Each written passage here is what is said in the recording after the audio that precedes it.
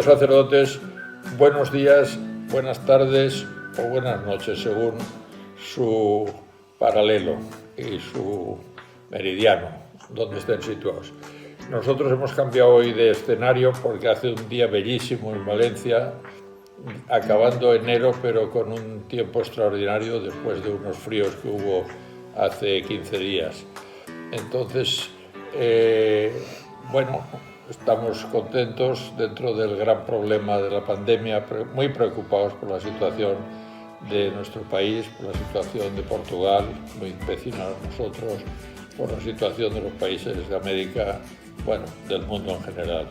Y vamos a tratar de continuar el trabajo que teníamos encomendado y vamos a iniciar hoy el último de los capítulos, el Padre Caffarel y la misión, con el tema 251, que habíamos llamado oración y compromiso, y luego nos hemos dado cuenta que nos habíamos equivocado, que dado que el título general era el de la misión, debíamos de haber puesto misión y oración. Sencillamente supongo que cuando se publique todo esto se cambiará, pero sino que sepan ya también que nuestro objetivo de hoy es hablar de esto, de la misión y oración. Luego hay otro segundo tema, es la acción del Espíritu Santo, y un tercero, un recorrido por Padre Caffarel, sobre todo desde la carta fundacional a su discurso de Chantilly. Entonces vamos a dividir estos temas de forma que en el de hoy lo primero que querría yo decir es que esta palabra de misión pues ha tenido distintas acepciones y siempre parece que se nos encarga de nuevo, que el Papa Francisco nos incita o nos promueve a una acción más eficaz y más activa, digámoslo así, pero que lo que querríamos subrayar releyendo los documentos es que desde el principio siempre el movimiento se ha entendido como un movimiento de espiritualidad y en el fondo de acción personal, ¿no? Como se decía que cada uno elegía su propio compromiso. Entonces, simplemente un pequeño repaso antes de entrar. Ya en la carta fundacional, en el apartado de la mística, se hablaba de la ayuda mutua y del testimonio. Hay todo un párrafo que quizá pudiéramos luego leer el último día en el repaso general, pero creemos que es lo importante, ¿no? El que ya desde el primer día, desde el primer momento en que se crearon los equipos, el testimonio fue algo muy presente. Y entonces, si acaso un parrafito, podemos decir hacia el final del texto, dice: los equipos de Nuestra Señora piensan que hoy como entonces los incrédulos serán ganados para Cristo si ven hogares cristianos que se aman verdaderamente y se ayudan unos a otros a buscar a Dios y a servir a sus hermanos. De esta manera, el amor fraternal, sobrepasando la ayuda mutua, se convierte en testimonio. Es decir, la primera referencia a que nuestro compromiso y nuestra vida de equipo debía de ser un testimonio para los demás.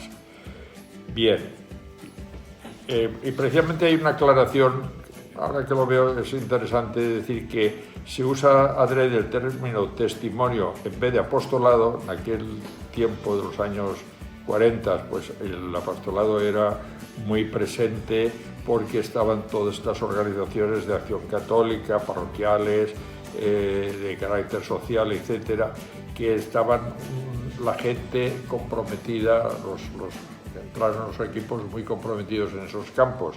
Y entonces lo que quería aquí el Padre Caffarel era indicar que la acción que les hace sentir necesidad de una vida espiritual intensa, el medio para enriquecerla es acudir a los equipos. Es como una pequeña explicación del por qué el término testimonio, en vez del apostolado, que es el que se utilizaría normalmente en los documentos de aquella época. Sí, porque él siempre pensaba, yo creo, Sí. ¿Qué era lo primero? ¿De dónde venía? ¿De dónde venían las cosas? Y el apostolado, si no viene de una vida en testimonio, pues es una cosa superpuesta que no tiene autenticidad, ¿no?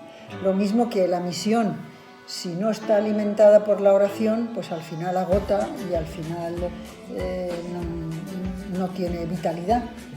Siempre buscaba eso que era primero, eso que estaba antes de esa segunda parte. Bueno, nos gusta siempre empezar por lo histórico, ¿no? Para centrar las cosas. Después, años más tarde, en 1976, cuando el padre Caffarel ya había dejado los equipos, las ideas que él había expresado fuertemente en la conferencia del año 1970 en Roma de los equipos de Nuestra Señora frente al ateísmo, que aquello que ya hablamos el otro día y que volveremos a hablar sobre todo en la última de las conferencias, pues este documento de que es un equipo de Nuestra Señora, con una definición más precisa, pues daba mucha importancia al concepto de comunidad, es decir, que los equipos son una comunidad que va, digamos, creciendo y viviendo, y no solamente un equipo que parece que sea para hacer ciertas cosas. Entonces esto queda bien explicado aquí, y por otra parte aparecen al final de todo, como conclusión de este documento, decía: los equipos de Nuestra Señora son un movimiento de espiritualidad conyugal. Proponen a sus miembros una vida de equipo y medios concretos para ayudarles a progresar en familia, en el amor de Dios y del prójimo. Y así les preparan para el testimonio, cuya forma será escogida por cada hogar. Y la famosa sentencia, más que frase, sentencia para mí, de modo que si los equipos no son un movimiento de acción, quieren ser, sin embargo, un movimiento de gente activa. Bien, esto... No estaba muy bien elegido, ¿verdad? Bueno, pero ha sido quería decir... un leitmotiv que permanece y todo el mundo lo habla. Quizá también es una vía de excusa, no vamos a negar, porque claro, cada uno no sé qué, y a lo mejor si no se pone en común suficientemente en la vida de equipo, pues tampoco sabemos ni ayudamos unos a otros. Álvaro, pero también es verdad que nosotros en el Consejo Pontificio para la Familia, que estábamos con otros movimientos familiares y conyugales, nos dimos cuenta que cuando es el movimiento el que propone una acción, una misión conjunta, así concreta y determinada, pues eso también da lugar a que los matrimonios no, ¿cómo te diría yo?, se sientan relajados a lo que les dicen, se hace un texto conjunto de no sé qué, de la pastoral familiar. Cuando es cada pareja la que verdaderamente responde a una necesidad cercana, a una llamada del Señor, a un momento histórico, es mucho más profundo la misión, me parece a mí. Pero bueno, eso es lo que nosotros hemos visto. Bien, y por último, sin hablar de todos los textos, pero nos parece importante volver a citar el texto del Segundo Aliento, que también era una especie de puesta al día de los equipos. En el año 88, en el Encuentro Internacional de Lourdes, en el cual nosotros tomamos a partir de él la responsabilidad de ese equipo responsable internacional. Y entonces, pues en él también hay unas pequeñas reflexiones que pueden ayudar a entender esto hoy, y decía en un momento dado: la espiritualidad conyugal está centrada en la pareja, pero no deja de lado la dimensión familiar. Los hijos son llamados a una comunión de vida por el amor de sus padres, y la familia se concibe en esta perspectiva de comunidad y participación. Lo dice. Por otra parte, los equipos son un movimiento de laicos que se dirige a parejas unidas por el sacramento del matrimonio y cuya animación depende del espíritu de servicio de las mismas parejas. Esta responsabilidad se vive en estrecha comunión con los sacerdotes, conciliarios espirituales de los equipos, de manera que cada uno de los dos sacramentos transparente al mundo el rostro de Dios que le es específico. Entonces, pues hemos pensado que dado que aquí bien se citaba a ustedes, pues era interesante verlo como ambos estados, es decir, pues podían ser los que iban a formar parte de este proceso, vamos a llamarle misionero, de misión misionero. Bien. Y luego había... al final de él, un texto que se refería a la Iglesia y que nos parece también interesante para esta reunión de hoy. Dice, se dice a menudo que los equipos son un movimiento de activos y no un movimiento, bueno, lo que habíamos dicho antes, un movimiento de acción, en el sentido de que cada pareja que se ha beneficiado de una gran riqueza espiritual decide lo que el Señor espera de ella. Igualmente, cada uno dará testimonio ahí donde se encuentre según una elección personal. Es verdad, subrayémoslo aquí, que los equipos como tales no se comprometen en una acción conjunta determinada, pues cada pareja debe descubrir la llamada a la que el Señor quiere que responda. Pero esta libertad fecunda de compromisos no debe hacernos olvidar que el movimiento tiene un carisma propio y que no puede privar de él a sus hermanos, que debe estar atento a las llamadas específicas de los obispos en el terreno de la pastoral familiar.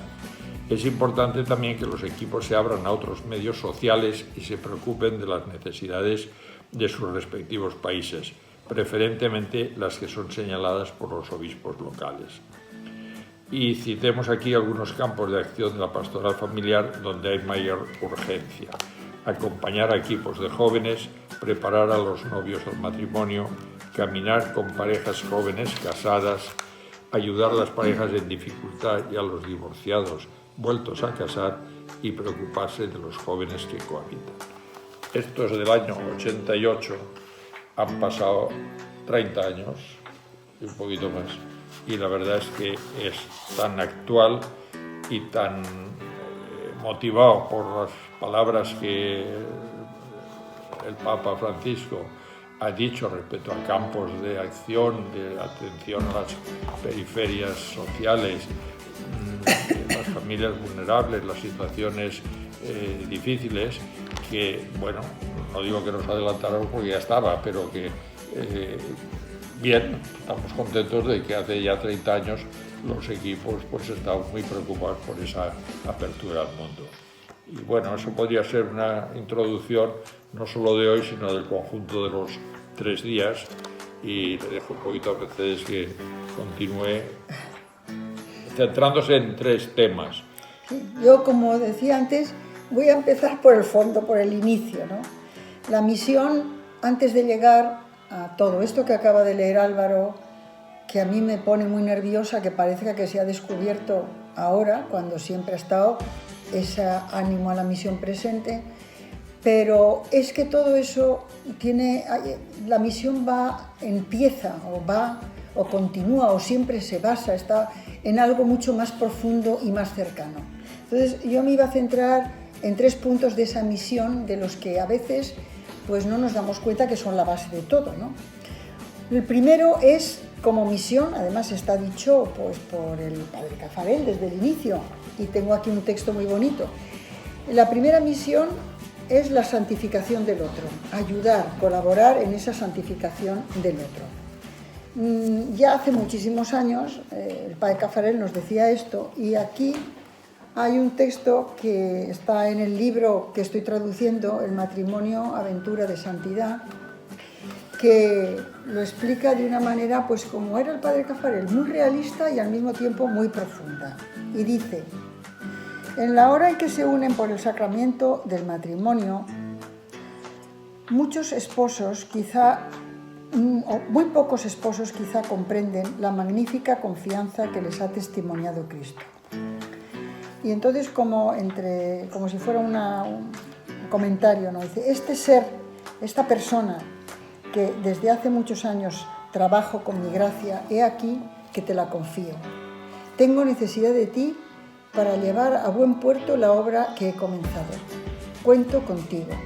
No olvida nunca que nadie más que tú es el responsable de su santificación y que ninguno dispone más abundantemente de las gracias que son necesarias para ello.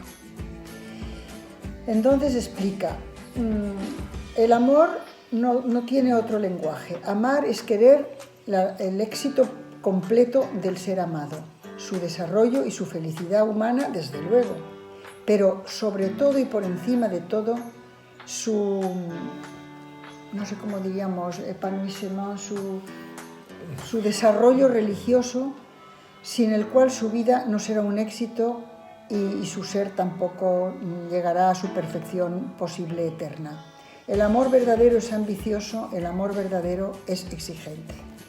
Y entonces dice, ser exigente con una exigencia amorosa no es tanto encarnizarse contra los defectos del otro. Todo educador lo sabe bien. Es más bien favorecer en el corazón, como se alimenta una llama, el crecimiento de la generosidad hacia Dios y hacia el prójimo. Y entonces dice, ¿cómo hacer esto? Lo primero, tener una mirada lúcida sobre vuestro cónyuge. Conocer sus dones, aparentes o escondidos, como si fuera esa buena simiente que está en el alma, y hacerle que los valorice. No ignoréis sus defectos, pero por favor no los justifiquéis. Sería una complicidad, una falta grave, y yo veo que muchos esposos son culpables de esto.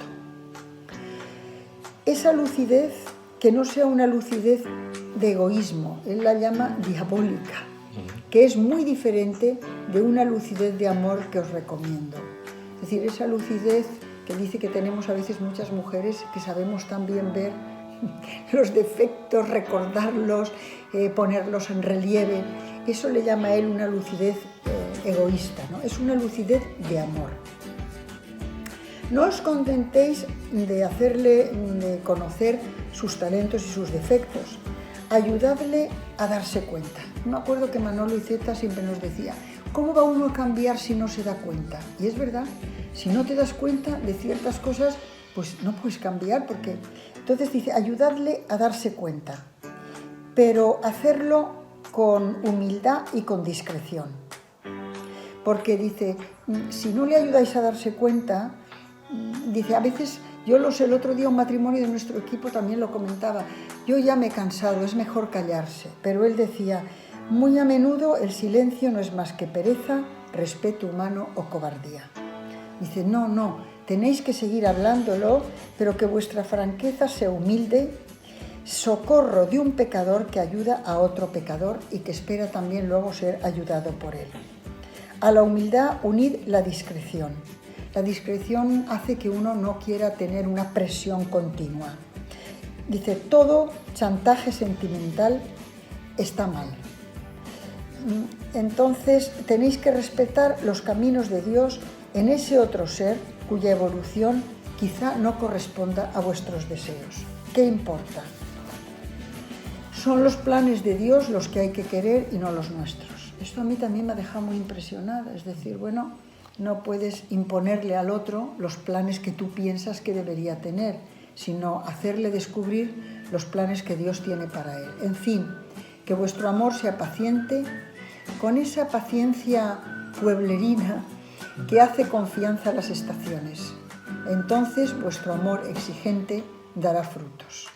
Y luego hay una frase que el padre Caffarel utilizaba mucho, ya la he leído yo en otros sitios, es: tu amor sin exigencia me disminuye, tu exigencia sin amor me revuelve, me indigna, tu exigencia sin paciencia me desanima y tu amor exigente me hace crecer.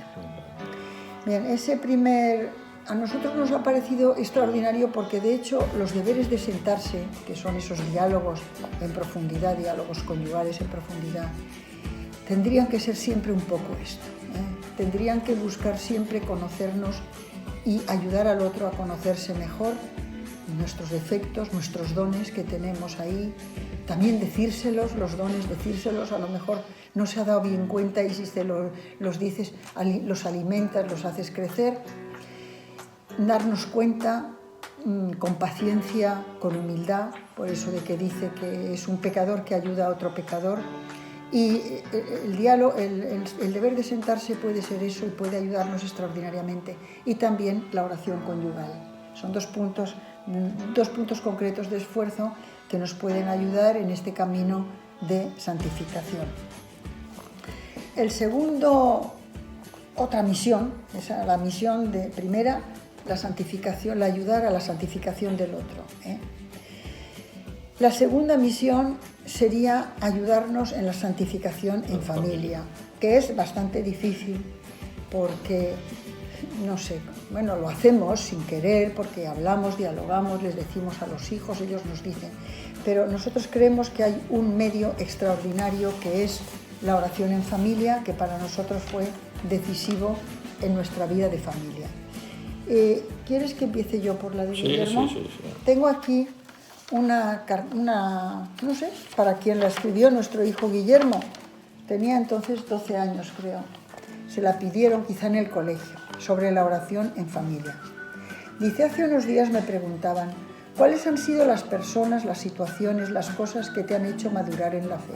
Bueno, encontré este textito porque estaba arreglando papeles y como Dios dirige las cosas como quiere, pues lo encontré hace 3 días para poderlo leer hoy aquí. Estoy segura que fue por eso. Bueno, ¿cuáles han sido las personas, las situaciones, las cosas que te han hecho madurar en la fe? Yo, por supuesto, dije mi familia.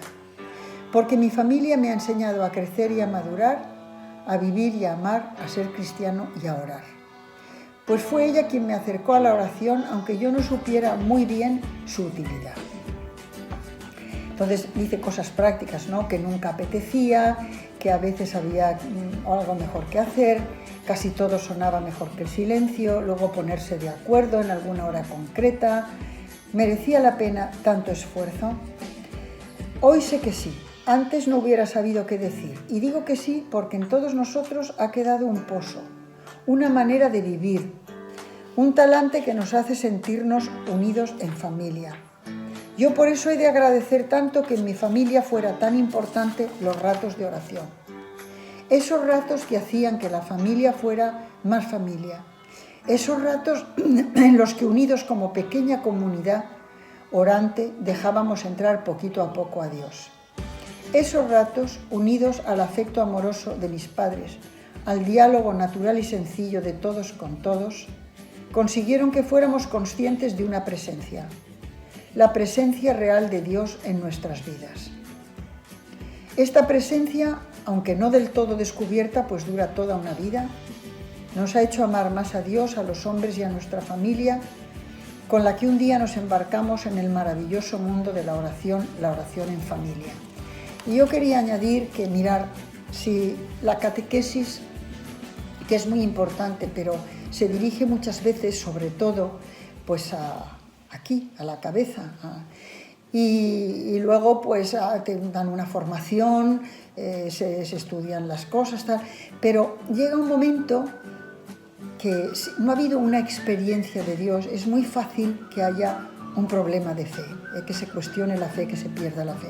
Y eso lo hemos visto muchísimas veces en jóvenes que al llegar a la facultad, a la universidad, pues se encuentran con un profesor ateo brillante, con un profesor que desmonta pues todas estas reflexiones de fe que han ido recibiendo y viene pues una crisis fuerte. Pero cuando uno ha hecho una experiencia de Dios, es como si alguien te dijera, bueno, pues yo qué sé, tu abuelo no existe.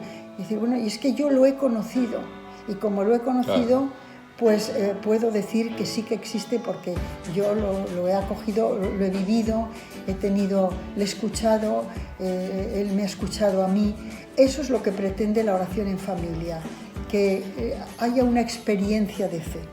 Entonces, el librito con el cual nosotros hacíamos oración, tiene un método de hacer oración en familia que nos lo proporcionó Manolo Iceta, marianista, porque se lo pedimos. Ayúdanos, Manolo, porque ofrecerles a los niños muy jóvenes el rosario es demasiado, no van a querer, y solo el bendecir la mesa o por la noche está bien, pero quisiéramos ahondar más. Entonces nos hicimos con ese libro la oración en familia, y ahora que Manolo ya no está entre nosotros, pues PPC ha querido volverlo a reeditar. Lo hemos revisado, somos los editores, pero justo se ha publicado antes de la pandemia, entonces no sabemos si está teniendo mal, porque no está teniendo la posibilidad que hubiera tenido. Y hicimos una introducción, porque éramos los autores de la revisión, y Álvaro va a leer un poquito de esa introducción. Decíamos, ¿no? Yo creo que sí. Éramos una familia que se comunicaba con facilidad. Hablábamos mucho con nuestros hijos, pero estos esquemas nos fueron guiando hacia un diálogo en familia que alcanzaba otros niveles más profundos, que lo enriquecía, lo iba encauzando para que se convirtiera finalmente en oración. Estos esquemas nos ayudaron a considerar la oración como una fiesta, porque siempre la terminábamos con un abrazo y con una merienda. Nos permitieron conocernos y compartirnos en la vivencia de la fe como cristianos que caminan juntos, y sobre todo nos llevaron a hacer la experiencia de la presencia de Dios en familia. Como yo os decía antes, ¿no? Hacer una experiencia no es algo puntual, es vivencial y toca las distintas facetas que componen a una persona. Una experiencia precisa de tiempo, ofrece un proyecto común pero respeta las diferencias, utiliza la palabra y el silencio, el afecto y la reflexión, el perdón y el deseo. Así que cada esquema lo celebrábamos a fondo. Pocas veces, pero a fondo. Dedicábamos una tarde entera de algún sábado o domingo y eso dejaba un pozo. Muchas veces no lo proponíamos nosotros, eran más bien nuestros hijos los que nos lo recordaban, porque recordaban que había sido tan bonito la vez anterior.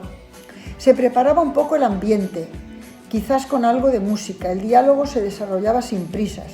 Nos acercábamos poco a poco al horizonte de la palabra para dejarnos interpelar por ella, y acabábamos, como hemos dicho antes, con un abrazo y compartiendo papas, refrescos, algo de dulce.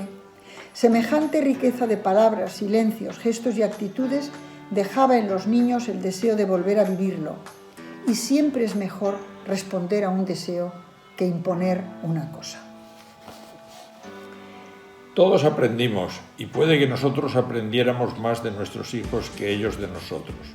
Iguales al compartir los maravillosos hallazgos de la gracia, iguales en el reconocimiento triste de nuestros errores, iguales en los deseos del corazón, iguales al acoger el amor de Dios para cada uno de nosotros y como familia, iguales en los propósitos de pequeños cambios en nuestra vida en relación con los que nos rodeaban. Y sobre todo es que no lo dirigíamos nosotros, porque como eran unos esquemas que estaban por escrito, cada niño, no sé si tenía un libro o nos los pasábamos. Eran y están. Y están. Lo bueno es no que... sé dónde lo tenemos. No lo saco. Sí. Lo importante es que están. Creo que lo enseñamos ya un día. Sí, lo enseñamos un día. Igual. Bueno, pues hay unos esquemas que siguen momentos litúrgicos importantes, y entonces con la palabra de Dios, viendo la Navidad, la Pascua. Hay otros esquemas que cogen signos, como por ejemplo el fuego, el pan, el agua, y a través de Traigo ellos. el libro que ya lo hemos enseñado una vez. Sí. Hay otros que son... Mira, estaban aquí, no sé. Bueno, hay diferentes grupos de esquemas de la Virgen, hay otros esquemas que son de la Virgen también, alrededor de María, y no sé dónde estarán los... Era en el índice, estaba detrás.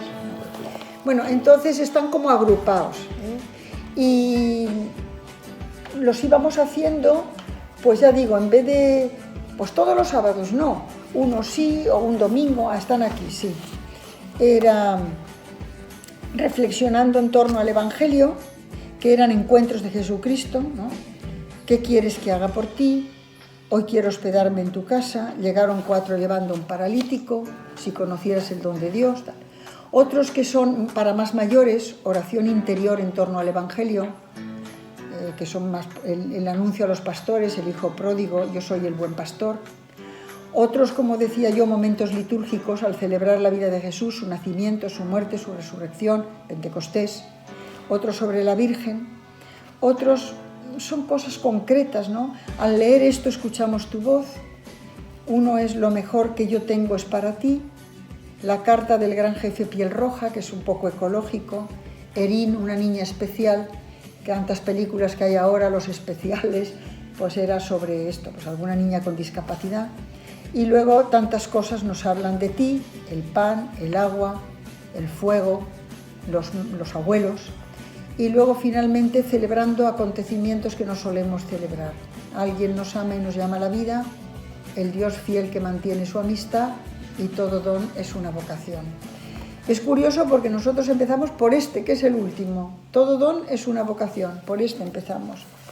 Vale, entonces, eso que os queríamos decir de esa santificación en familia. Y el último punto, así profundo, ¿no?, es nuestra familia que se abre hacia los demás. Como misión, la hospitalidad.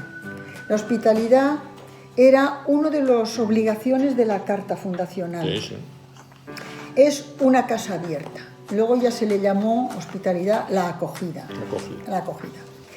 Bien, entonces, esto es como un poco como nosotros lo vivimos en nuestra casa. Toda evangelización tiene que iniciarse con un encuentro. Nuestra mirada puede hacer despertar un alma, puede hacer que se abra un corazón, puede conseguir que la mirada de otros se ilumine.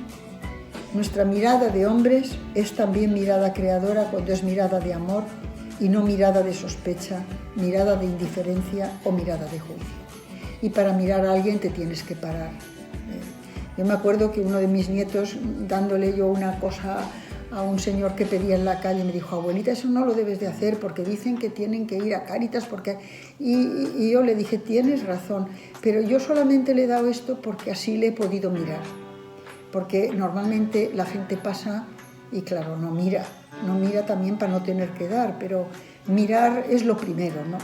Hay que empezar no por decir cosas, sino por decirse. Saber compartir pequeños rasgos de nuestra vulnerable condición humana común a todos, las realidades sencillas de nuestra vida. Hay que escuchar en todos los encuentros sin lanzar una batería de preguntas que acorralan al otro, porque nos interesa ese otro que es también único a los ojos de Dios. Hay que prepararse para una acogida puntual o temporal en casa, que es seguro que nos exigirá gratuidad. Porque aunque no sea otra cosa, ya no digo dinero, tendremos que cambiar los planes, nuestra comodidad, nuestras ideas, nuestras prioridades. Era, como os he dicho antes, una de las 10 obligaciones de la Carta y Caffarel la consideraba indispensable en cualquier inicio de evangelización. Él lo dice así, con sus propias palabras, porque esto otro os lo hemos contado nosotros, pero él: venid a casa.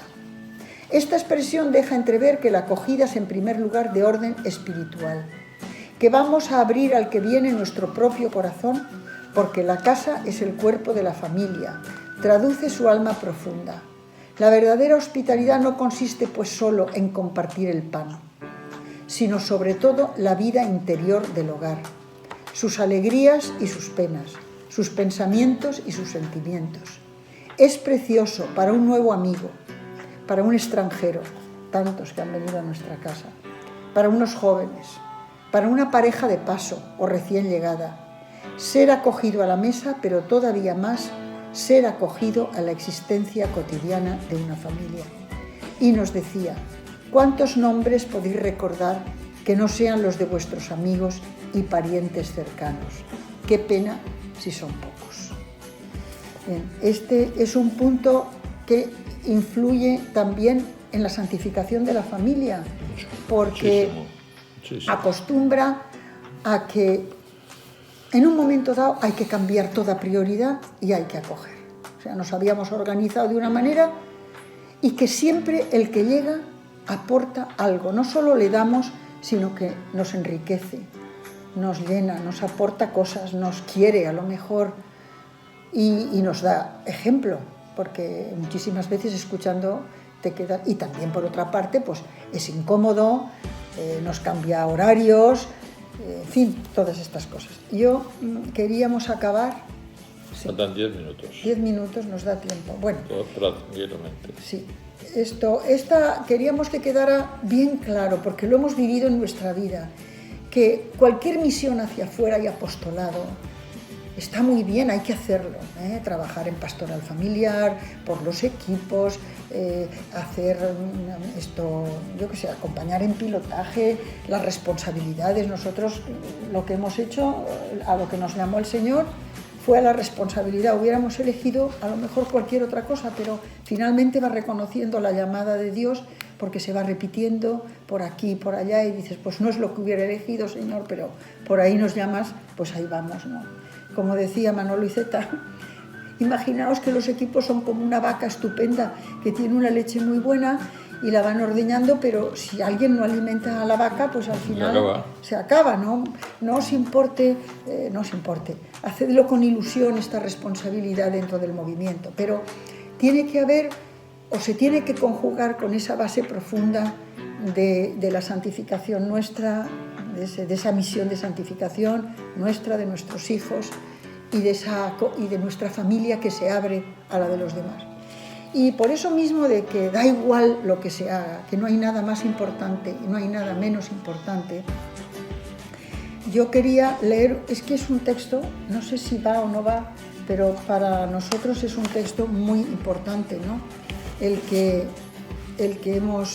Es uno también del padre Caffarel, que como él se alimentaba de cualquier espiritualidad, si verdaderamente era sincera y buena, porque toda espiritualidad de otras religiones pues también busca a Dios. No, porque eso va para mañana. Pues era porque es esto que os decíamos de que todo parte de esa base profunda, ¿no? De esa base profunda.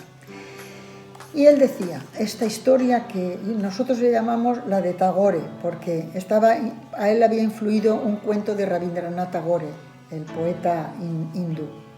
Me ha venido a la memoria un cuento de Rabindranath Tagore que leí hace mucho tiempo. Asistía a una fiesta popular religiosa que duró toda la noche.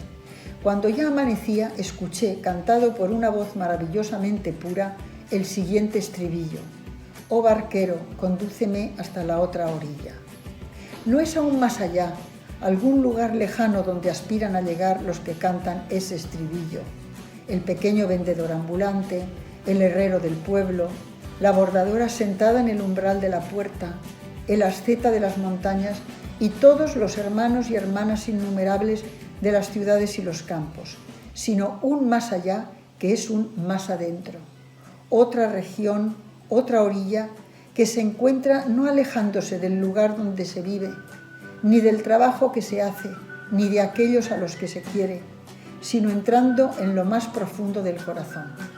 Región tan cercana e infinitamente lejana, orilla a la que ningún hombre puede llegar por sus propios medios, y es por eso por lo que hay que interpelar al barquero. Oh barquero, condúceme hasta la otra orilla. Solo Dios conduce a Dios. ¿Y qué harás tú, pequeño vendedor, y tú, herrero, y tú, bordadora, y tú, asceta, cuando hayas conseguido llegar hasta la otra orilla? Nada habrá cambiado y, sin embargo, todo habrá cambiado, porque entonces lo que yo hago será otro el que lo hará. Está en Nuevas Cartas sobre la Oración. Es decir, que es el Señor el que te indica a qué otra orilla tienes que dirigirte, no tú.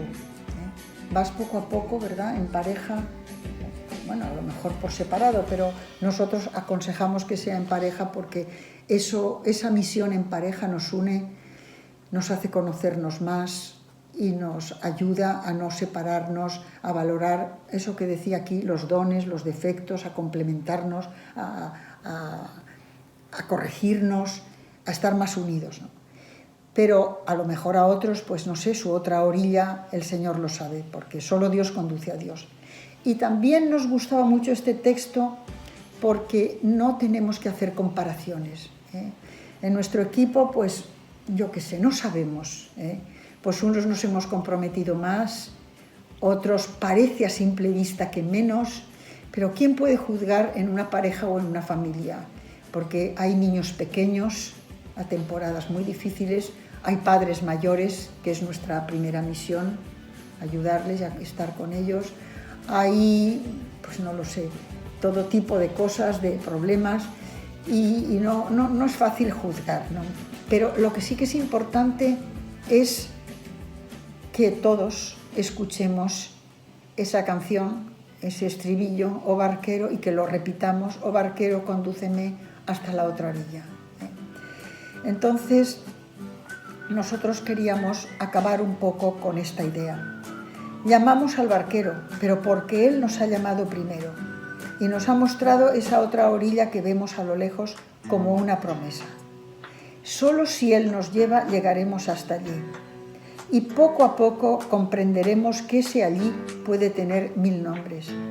Da igual que lo que uno haga sea una responsabilidad importante de servicio en el movimiento, en la iglesia, en el mundo, o simplemente cuidar de los niños pequeños, de un anciano de la familia, visitar a los amigos enfermos, trabajar con toda la competencia y la gratuidad posibles, hoy en día en el que todo es tanto por tanto, tanto se mide, con competencia, pero sobre todo con gratuidad, o soportar con entereza y con paciencia una enfermedad, un sufrimiento. ¿Cómo no va a ser eso también una misión? Pues una misión importantísima. Lo más importante es que el barquero nos haga vivir de su vida. Bien, esto queremos que quede bien claro, que no estamos reduciendo la misión a estas 3 partes, porque en la próxima charla pues hablaremos de la misión en la iglesia, en el movimiento, en la iglesia y en el mundo. Pero que quede también claro que esta misión de santificación entre los dos, en la familia y de nuestra casa como un lugar de acogida y por lo tanto de gracia de Dios y de apertura, pues es la base de todo, la base de todo. Yo todavía recuerdo que en una charla, ahora ya mayores, nuestro hijo, uno de nuestros hijos, comentó, no, yo como en la casa siempre había alguien que venía nuevo y siempre, o muchas veces, pues claro, la mamá se creía que me había dejado, que mi hermana o no sé qué me había preparado la merienda, pero ella estaba estudiando y tampoco le había dado tiempo.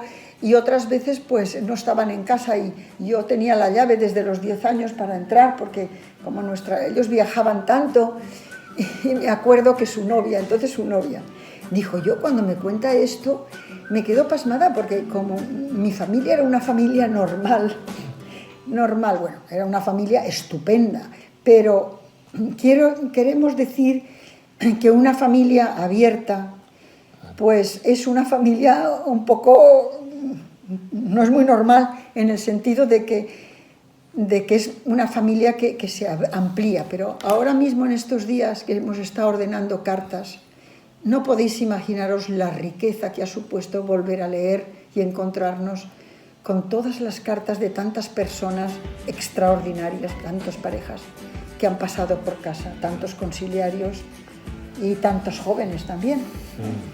Entonces, pues queríamos acabar. Yo quería decir una cosa, porque estas charlas van dirigidas a ustedes, que son sacerdotes conciliarios o serán conciliarios en los equipos. Es decir, todo esto que tratamos de explicar o de decir, pues no sé, va para ustedes en el sentido de que ojalá puedan ayudar a los matrimonios en cualquiera de todos estos caminos que estamos ahondando, ¿no?, del pensamiento del padre Caffarel. En estos casos muchas veces se podría decir que ustedes son los ayudantes del barquero, no sé, quiero decir, y que... Bueno, nosotros sin nuestros amigos sacerdotes que nos han ayudado, claro, es porque...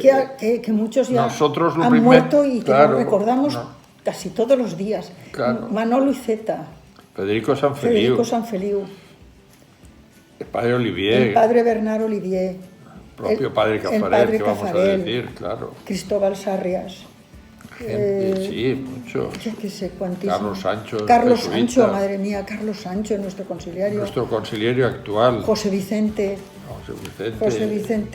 Bonet, el jesuita, que era también, pariente José nuestro. Vicente luego Bonet. José Vicente, nuestro conciliario actual.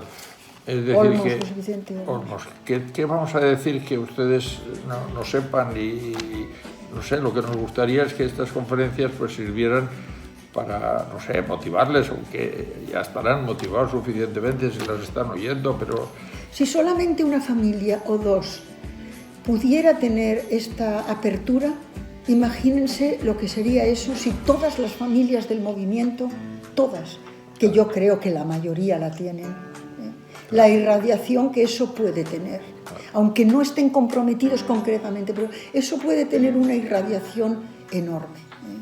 Entonces, pues... Bueno, pues nada, nos vamos a dejar. El día sigue siendo magnífico, esperemos que se encuentren todos bien y que sigan las cosas bien en cada uno de sus países o ciudades. Vamos a tratar de terminar en poco tiempo, nos quedan 2 conferencias, nos dará pena luego acabar, yo ya lo veo venir, cuando acabemos, bueno, ¿ahora qué hacemos? Porque nos ha llenado extraordinariamente esto, pero antes de despedirnos, en la última, nos medio despedimos de esta ya un poquito. No, faltan 2, Álvaro. Pero nos medio despedimos para que no nos dé tanta pena luego al final. Y entonces, pues nada, nos vemos el próximo día y muchas gracias por habernos escuchado. Un abrazo a todos.